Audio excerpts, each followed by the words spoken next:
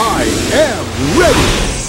GMA Weather, serbisyong totoo ng GMA News. Mga kapuso, kahit tagulan o rainy season, balik alinsangan po dito sa Metro Manila. Katunayan, kahapon ay umabot sa 44 degrees Celsius yung init factor o yung heat index na naitala dyan sa may Pag-asa Science Garden sa Quezon City. Mga kapuso, mataas ang tsansa ng heat cramps at heat exhaustion kapag ganyang kaalinsangan. At posible rin po ang heat stroke kapag nababad kayo sa arawan.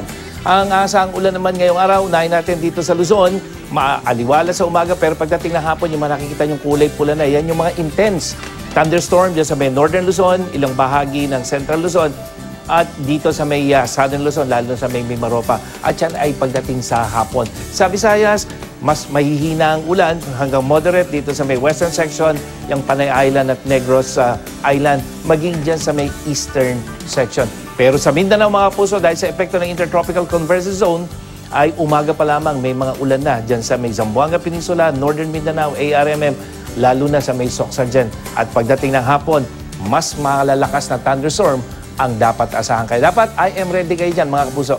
At yan ang latest mula sa GMA Weather. Ako po si Nathaniel Cruz, magplano para sigurado. I am ready.